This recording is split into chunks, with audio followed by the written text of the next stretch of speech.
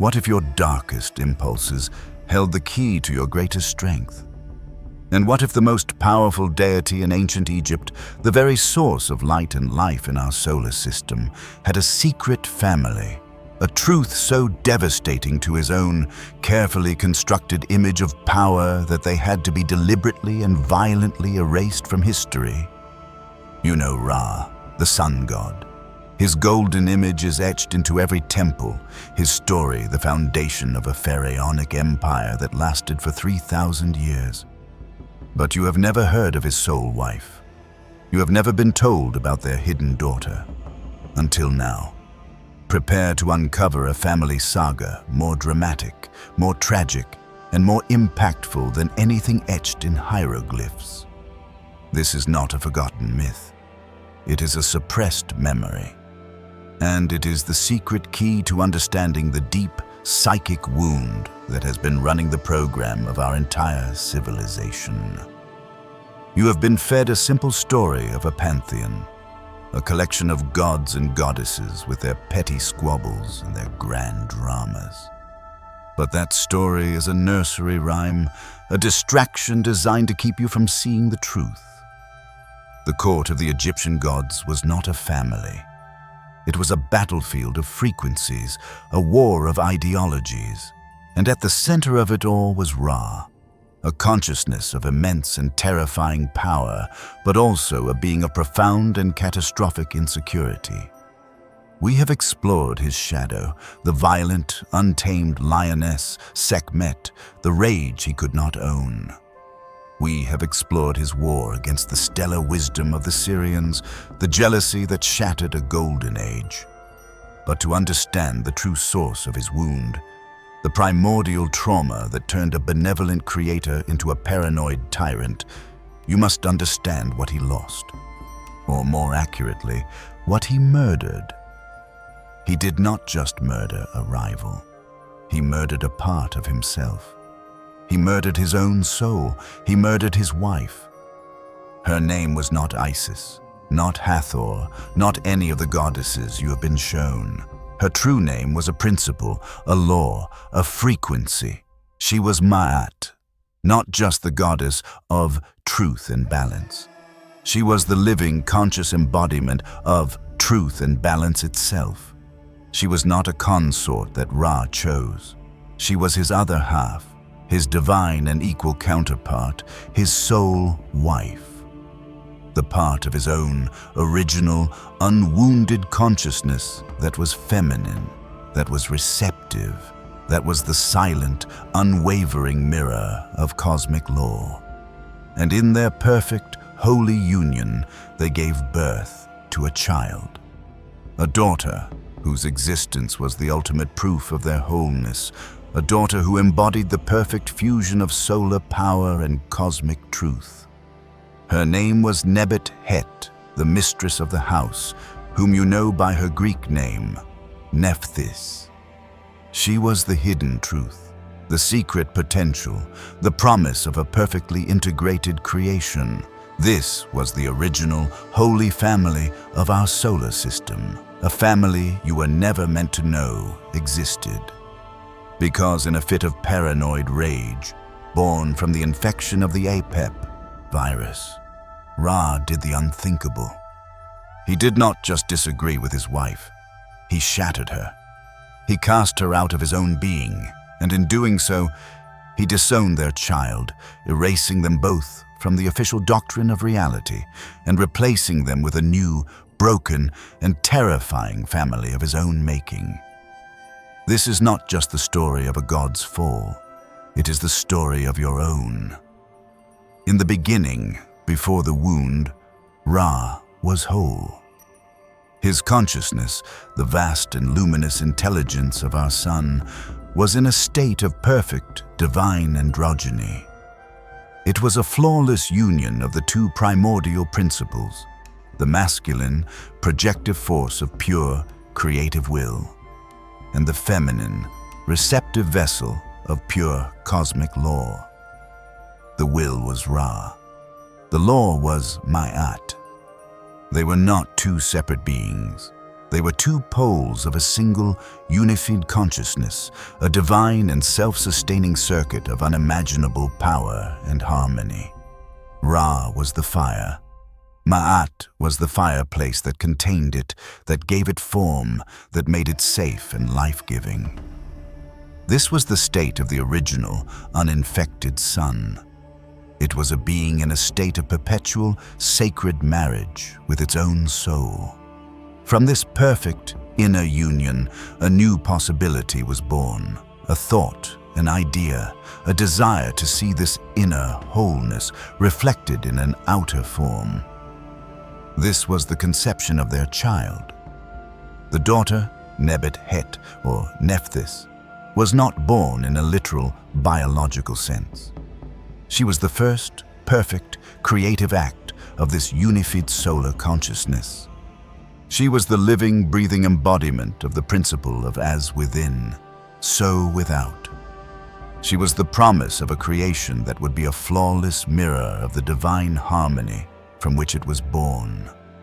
She was the archetype of the perfectly integrated world, a reality where power and wisdom, where will and love, where the masculine and the feminine could exist in a state of creative and ecstatic balance. She was the hope of a golden age made manifest. In the early, hidden doctrines of the Thothian mystery schools, this trinity, Ra, Maat, and their daughter Nephthys, was the supreme and secret truth. It was the model for all of creation. It was the blueprint for the divine human, who was also meant to achieve this inner marriage and give birth to their own creative, divine child. But this state of perfection was a high and delicate frequency, and it was a frequency that could not survive the introduction of a lie. The arrival of the Syrians, the cosmic other, introduced the poison of comparison into Ra's mind. And in the fertile soil of that new and terrifying emotion, the seed of the Apep entity, the virus of chaos and separation, took root. The infection began to grow, and its primary target was the one thing that stood in the way of its total domination of Ra's consciousness, his connection to Maat. The Apep frequency is the frequency of the lie. It is the vibration of the false, separate self. Maat is the frequency of absolute, unwavering, and interconnected truth. The two could not coexist in the same being. The virus knew that to conquer Ra, it first had to isolate him. It had to convince him to divorce his own soul. The Apep-infected part of Ra's mind, the growing shadow, began to see his own inner, feminine truth, not as a source of his stability, but as a threat to his new, burgeoning ego. Maat was the mirror, and the shadow could not bear to look at its own ugly reflection. Her silence felt like judgment. Her balance felt like a constraint. Her unwavering truth felt like a cage to his new and glorious ambitions. He began to see his own soul not as his partner, but as his jailer. This was the great inner betrayal. It was an ontological act of self-mutilation, in a silent, terrible, and cataclysmic decision made in the depths of his own being. Ra chose the lie. He chose the shadow. He chose the path of the separate, paranoid, and absolute ego. And to do this, he had to cast Maat out. He had to shatter the inner mirror. He had to divorce and exile the divine, feminine part of himself. This was not a breakup. It was a psychic murder. He killed his own heart, and in that moment, the unwounded sun died, and the wounded king, the solar tyrant you have come to know, was born. The consequences of this inner act of violence were instantaneous and catastrophic. In exiling Maat from his own being, he also exiled her from his creation. The living, breathing principle of cosmic law was no longer the foundation of his reality.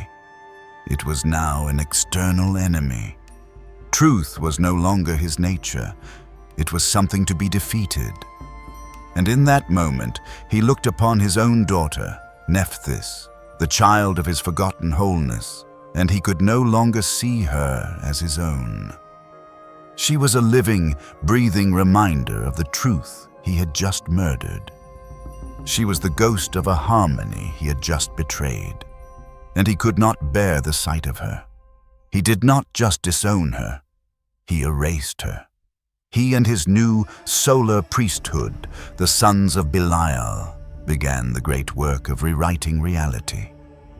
Maat was demoted from the sole wife of God to a mere abstract concept, a minor goddess whose symbol the pharaoh could claim to uphold, but whose true power was feared and suppressed. And Nephthys, the hidden daughter, was all but struck from the record. She was relegated to the shadows of the mythology, a fringe character in the drama of her more famous sister Isis, a quiet and sorrowful figure whose true solar parentage was a secret so profound that to speak it was to be executed for heresy. Ra had murdered his family, and he was now ready to create a new one, a family born not from love and balance, but from his own unintegrated and now festering wound. A psyche that has committed an act of profound inner violence cannot exist in a vacuum. It must create a new story, a new reality, a new family of archetypes to justify its own broken state. After casting out his true soul wife, Maat, and erasing his true daughter, Nephthys, Ra's wounded and paranoid consciousness began to project a new, dysfunctional trinity into the world. A trinity that was a perfect mirror of his own inner pathology. This is the pantheon you have been taught. It is not a family of gods. It is a cast of characters in a divine psychodrama, a story that the wounded king tells himself to avoid facing the truth of his own self-inflicted crime. The first and most important member of this new false family was the one who took Maat's place. But Ra could no longer tolerate a partner of equal and unwavering truth. He needed a consort who was a reflection of his own new solar tyranny. He needed a goddess who was not his equal, but his tool, and so he created a new wife in the mythology, a goddess you know as Hathor. But Hathor is not a single, coherent being. She is a composite character, a mask with two faces, representing the two warring halves of Ra's own fractured feminine side. The first face is the one he shows to the world, the gentle, loving, benevolent cow goddess, the patroness of joy, of music, of pleasure. This is the face of the good feminine, the domesticated, pleasing, and threatening partner that the patriarchal ego desires. She is a goddess of eternal, smiling approval. She is the ultimate yes woman. She is the part of his own inner feminine that Ra has chosen to keep, the part that will not challenge him, the part that will soothe his wounded ego and tell him that he is still a good and benevolent king. But this is only the mask. The other face of Hathor is the terrifying, destructive, and uncontrollable face of Sekhmet. As we have explored, Sekhmet is the manifested rage of Ra, the shadow he could not own. In the new, rewritten mythology, the story of Sekhmet's creation is subtly altered. She is no longer just a manifestation of his rage. She is his eye, his daughter, a being he sends to do his bidding. This is a crucial piece of psychological manipulation. By reframing his own uncontrollable shadow as a separate, obedient daughter, he absolves himself of responsibility for her actions. He becomes the good father who must reluctantly punish his children using a weapon that he only borrows. He has taken his own inner demon and has given it the face of his child. Hathor Sekhmet is, therefore the new broken queen. She is a goddess of radical and terrifying bipolarity. She is either the gentle, loving pleasure giver or the raging, bloodthirsty destroyer. And she can switch between these two poles in an instant, based on the moods and the needs of her solar king. This is not a portrait of a healthy, divine feminine. This is a portrait of a profound and tragic abuse. And it has become the archetypal model for the wounded feminine in our own world for millennia. The second member of this new family is the one who took the place of the sun. The original, divine child of the unified solar consciousness was Nephthys, the principle of integrated and balanced creation.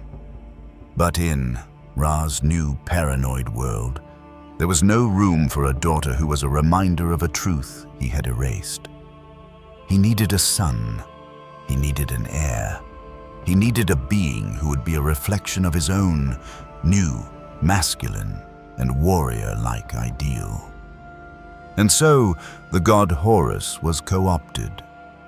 In the original Syrian wisdom, Horus is the son of Isis and Osiris, the product of the alchemical work of integration, the symbol of the healed, sovereign self. But in the new solar doctrine of the Ra program, the story of Horus is subtly and brilliantly twisted. He is reframed as Horus the Elder, a brother of Osiris, or more importantly, as Ra-Horakti, Ra, who is Horus of the two horizons. In this new role, Horus is no longer the symbol of a hard-won individual sovereignty. He is now a direct aspect, a franchise of Ra himself. He becomes the good son, the divine prince, the warrior who fights the battles of his father, the one who will inherit the throne and continue the solar dynasty. The entire, profound, and difficult path of inner integration that Horus represents is erased, and he is turned into a simple symbol of inherited patriarchal power. This new false trinity, the bipolar goddess, the warrior son, and the tyrannical father king, is the secret, archetypal foundation of our entire civilization. It is the story of the dysfunctional family projected onto the cosmos, and we have all been living inside of it. We have been taught that the feminine must be either a pleasing, gentle servant or a raging, destructive monster. We have been taught that the masculine must be a warrior, a conqueror, who wins his power not through wisdom, but through violence and inheritance. And we have been taught that God the Father is a distant, judgmental, and unpredictable king who must be pleased, who must be obeyed, and whose love is conditional upon our absolute and unwavering compliance. This is the lie that was born from the murder of Maat and the erasure of Nephthys. It is the program that has been running the world for 5,000 years. And the first step to unplugging from it is to finally, after all this time, go in search of the hidden, exiled daughter. The erasure of Nephthys from the Egyptian pantheon was one of the most successful acts of historical and spiritual censorship ever committed. She was not just demoted, she was made invisible. And in that invisibility, a crucial part of the human psyche was locked away in the dark. Nephthys, the daughter of the original, whole and balanced union of Ra and Maat, is not just a forgotten goddess. She is a map. She is the forgotten blueprint for a state of consciousness, a way of being that the solar program of Ra could not tolerate, and that the modern world is starving for. She is the principle of the third way, the sacred and liminal space that exists between the blinding light of the sun and the absolute darkness of the void. She is the goddess of the twilight.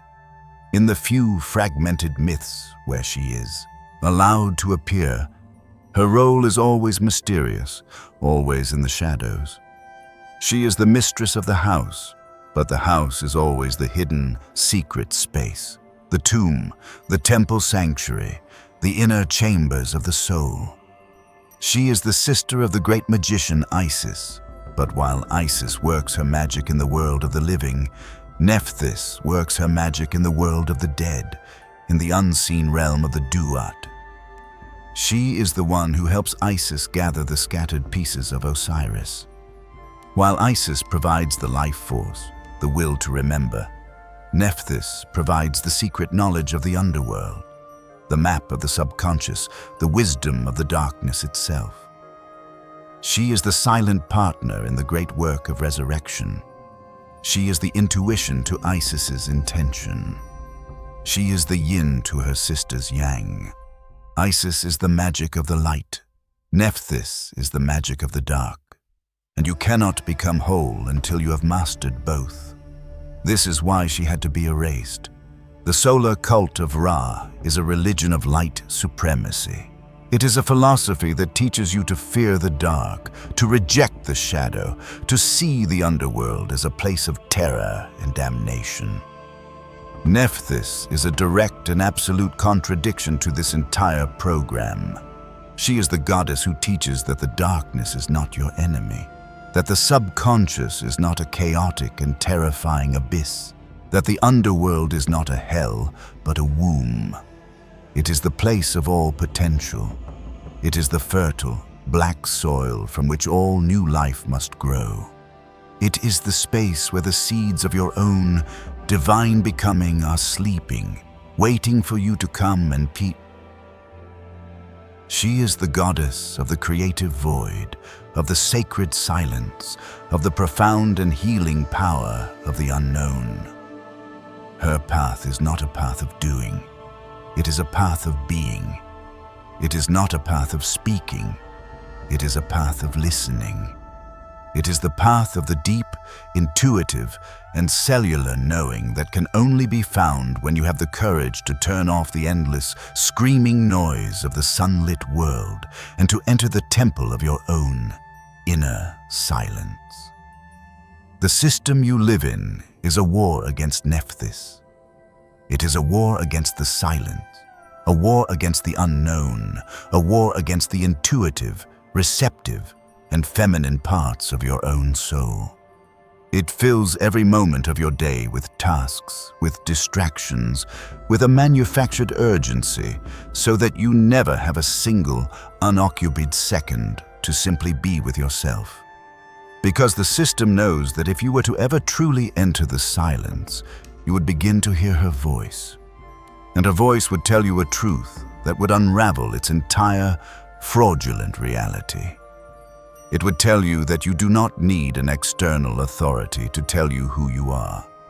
It would tell you that the answers you seek are not in a book or a guru or a screen.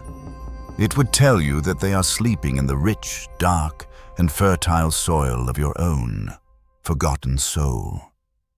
It would tell you that you are not a lost and sinful creature in need of a savior. It would tell you that you are a god in exile, and that the map back to your own throne is hidden in the very darkness you have been taught to fear. To begin the work of reclaiming Nephthys is to begin the practice of sacred descent. It is to consciously and deliberately carve out time and space in your life for the silence, for the stillness, for the unknown.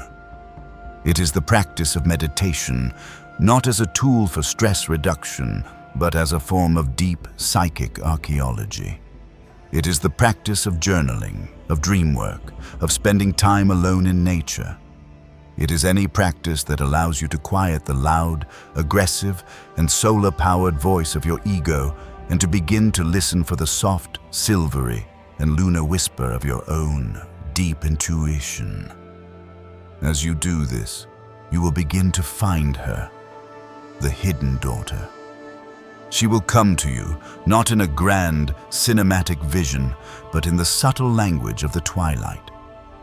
She will come to you as a gut feeling, as a synchronicity, as a line in a poem that seems to have been written just for you.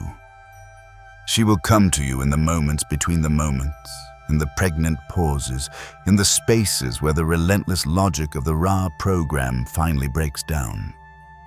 She is the voice that has no words. She is the wisdom that has no reasons. She is the quiet, unwavering, and absolutely trustworthy compass of your own soul. And as you learn to listen to her, as you learn to trust her, you are not just healing yourself. You are beginning the great alchemical work of reuniting the divine family within your own being. You are bringing the hidden daughter home to her rightful place in the kingdom of your own sovereign heart. The reclamation of Nephthys is not a final destination. It is the beginning of a profound and sacred challenge. Once you have found the hidden daughter, once you have begun to listen to the whisper of your own deep intuition, you are then faced with the most difficult and the most important task of all, the task of integration. You must take the silent, lunar wisdom of your own inner Nephthys, and you must learn how to bring it into the loud, solar, and often brutal world of your daily life. You must learn how to be a mystic who can also pay the bills. You must learn to be a seer who can also navigate a difficult conversation with your boss. You must learn to be the king or the queen of your own inner, silent, and magical kingdom, while also being a functional and effective agent of change in the world of men. This is the ultimate test. It is the challenge that Horus himself had to face. And it is the challenge that will define the rest of your life. The system will fight you at every turn. The Ra program, both in the world and in your own conditioned mind, is deeply threatened by the wisdom of Nephthys. When you begin to act on your intuition, when you begin to make choices that are based not on logic or fear or the desire for approval, but on the quiet, non-verbal knowing of your own soul, the system will label you as irrational, as irresponsible, as insane. Your friends may not understand you. Your family may try to pull you back into the old, familiar patterns. Your own inner solar ego will scream at you that you are destroying your life. This is the great war. It is the battle between the whisper of the daughter and the roar of the sun. And you are the one who must choose moment by moment which voice you will obey. This is the path of the spiritual warrior. It is not about fighting external enemies. It is about holding your center in the midst of a world and a mind that is trying to tear you apart. It is the work of creating a sacred inner marriage between your own inner Nephthys and your own inner and now healed solar will. You must learn to take the raw, intuitive, and often abstract wisdom that you receive in the silence, and you must use the focused, logical, and action-oriented power of your own masculine side to translate that wisdom into a tangible, creative act in the world. You take the vision from the dream and you build it in the stone. You take the truth from the heart and you speak it with a clear and unwavering voice. You take the silent law of your own soul and you make it the living law of your own life. This is the birth of the Horus consciousness within you. It is the fusion of the two eyes, the integration of the two paths. You are no longer just the sun, and you are no longer just the darkness. You are the twilight. You are the dawn. You are the being who can walk in both worlds and who can, from that place of wholeness, begin the sacred work of creation. What do you create? You create your own true life. You create the work, the art, the relationships, the reality that is a perfect and authentic expression of your own integrated soul. You stop trying to fit into the boxes that the system has created for you, and you build your own box. Or better yet, you remember that you were never meant to live in a box at all. You were meant to be a river, a fire, a star. This is the ultimate freedom.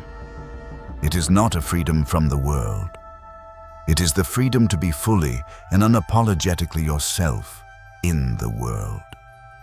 It is the freedom that comes when you have finally brought the hidden, exiled, and forgotten daughter home and have placed her on the throne of your own heart right beside her mother, the truth, and her father, your own sovereign and glorious will.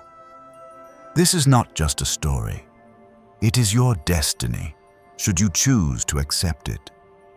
It is the profound and beautiful promise that is hidden in the silence, waiting for you to finally come and claim it. The final, unspoken truth of this entire saga is a paradox that will shatter the foundations of your old reality. The story of Ra's betrayal, of Maat's murder, of Nephthys' exile is not just a history of the past. It is a diagnosis of the present. You are not just the inheritor of this trauma, you are an active participant in its perpetuation or its healing. And the choice is being made right now in the silent, secret parliament of your own soul. The characters in this divine drama are not distant mythological figures. They are living, breathing, and active archetypal forces within your own psyche. You are Ra. You are Maat. You are Nephthys. You are Sekhmet. And you are Horus. All of them are you. And the story of your life is the story of which of these forces you are choosing to enthrone. Every time you choose to ignore your own deep inner knowing, your own gut feeling, in favor of a more logical, a more realistic, a more socially acceptable path, you are reenacting the murder of Maat. You are choosing the paranoid, solar ego over the quiet, unwavering truth of your own soul.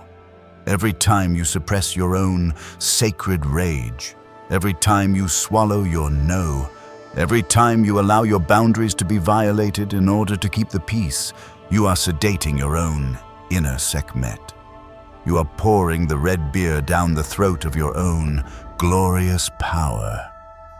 And every time you choose to live a life that is a performance, a life that is based on the pursuit of external validation, a life that is a betrayal of the secret, creative dreams that you hold in the deepest part of your heart, you are participating in the exile of your own divine and hidden daughter, Nephthys.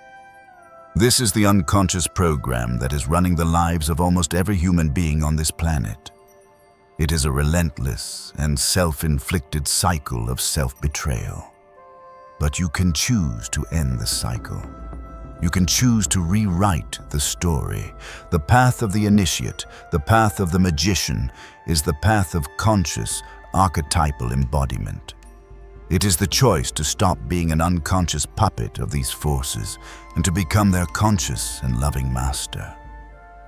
The journey begins with the vow of Isis, the sacred and unbreakable intention to make yourself whole.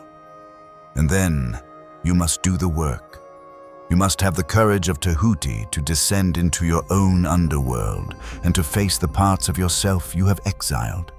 You must find your own inner, wounded and raging Sekhmet, and you must meet her not with fear, but with love, until she trusts you enough to become your ally. You must find your own inner, silent and forgotten Nephthys, and you must sit with her in the darkness until you have learned to hear her wordless wisdom.